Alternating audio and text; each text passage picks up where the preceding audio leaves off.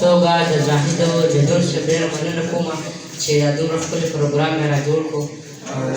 دې خورا پراتک ورته بخیرالې وایم او بیا ډېر ګران قدردان محترم مشر طاهر افغان صاحب هم ناست دی بخیرالې ورته وایم او مشر د افغانستان نمایندګي کوي جاوید درمان صاحب و بسر صاحب و عزیر خلیل صاحب و ولا نورو لیاقت علي خسرر صاحب داسې ډېر ښه شاعران ناست دي زه یو څو شعرونه وایم چې ستا د حسن خو مثال نه پیدا کېږي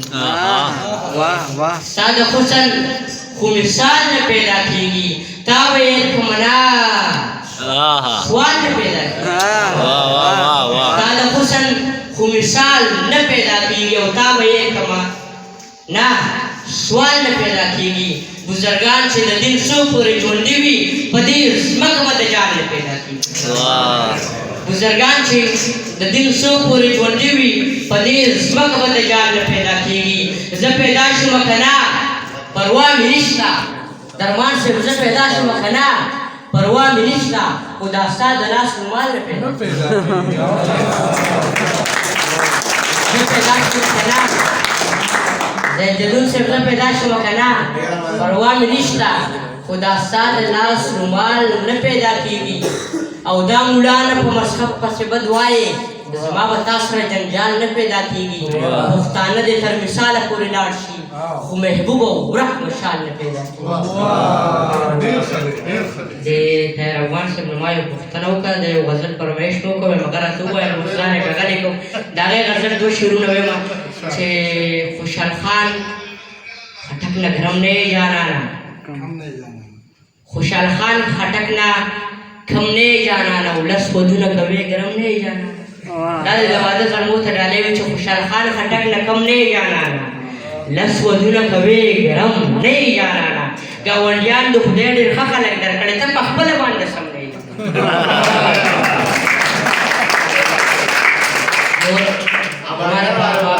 د خوشحالۍ د فخر خبره وي زه چې زه د عزیزو مانیوال په خاوره کې ولاړ یم چې د هغه یو څو شعرونه ووایم چې ستا د خبرو چې انداز ښکلی دی زما د مینې دا جواز ستا د خبرو چې انداز ښکلی دی نو زما د مینې دا جواز ښکلی دی او د باچا خان بابا د ژوند فلسفه انجام یې ښکلی دی خاص ښکلی دی د باچا خان بابا د ژوند فلسفه نو انجام یې ښکلی دی غاز ښکلی دی او په توره شپه د سحر زیری وکړه یا تورانه کې ستا اواز ښکلی دی توره شپه د سحر زیری وکړه نو یا تورانه کې ستا اواز ښکلی دی او نور د دغه ملګرو د یو څو شعرونو فرمایش دی چې په تاسو کې څوک شته چې وي نوکر د باچا خان په تاسو کې څوک شته چې وي نوکر د باچا خان چې وي داسې یو کس زړه اوسېږر د باچا خان نظام صاحب ماله هم پکار دی یو رهبر د باچا خان چې ساتي په تحریک باندې نظر د باچا خان ماله هم پکار دی یو رهبر د باچا خان چې ساتي په تحریک باندې نظر د باچا خان چې پیغلې پکې ویني چې پیغلې پکې ذکر کوي اکثر د باچا خان راټوله پښتونخوا کړې یو ګذر د باچا خان پیغلې پکې ذکر کوي اکثر د باچا خان راټوله پښتونخوا کړې یو ګذر د باچا خان همیشه په دعا باندې یم تر د باچا خان خو زه محبوب فقیر یم په در د باچا خان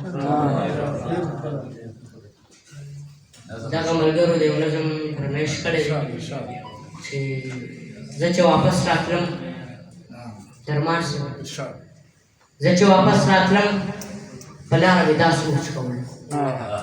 چې تربیت کې مې کمې څه و تا څه کړي وو تا خو خرامه روټۍ ما باندې خوړلې نه وه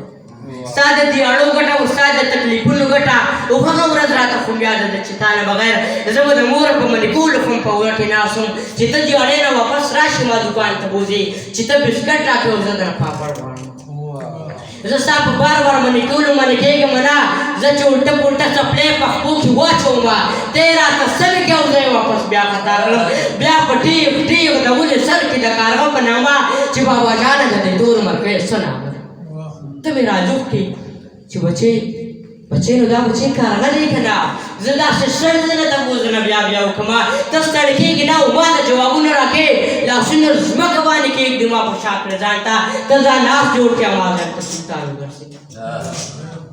په سر سے بیا چې دیاړی نه واپس راشي نو بیا چې وکړې چې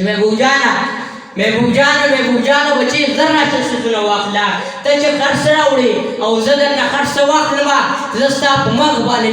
جنت خواږه ووینم چې به د سکول ته پاشا بوتله نو به دې وې چې د سړک نه به زما نه بغیر نه راوړې که بچې مړ شولې نو زه به در سره مړ شمه اوس یې ته وټوکوې که ښځه راته غوږ کې وایي چې دا بوډا لرې کا ته سر پاږه مخ ته یو زمونږ بچي د ده ټوخي سره د خوب نه باسو تمام بشر پکړ کې نیغ ناست یو چغې وهي کله یې پښې خوږېږي کله یې په سر درد وي مونږ به ترې پوزله راغلي وو دې ورکه چرته د بوډاګانو کور کې ژوند پسې بیا مونږ به ترې پوزله راغلي وو دې ورکه چرته د بوډاګانو کور کې جمع کړه افغان صاحب چې بیا رانشي نظام صاحب زه چې واپس راتلم په لاره ما دا سوچ کوم چې محبوب جانه خپل بابا د چا ته پرېښودلو چې محبوب جانه هغه اس چې چرته پرېښودلو هغه چې تا به بسکټ نه غوښته او پاپړ غوښتلو هغه چې تا ته په وړه ژبه خبرې کولې هغه چې تا ته به یې ویل چې دا کار ښه دی که نه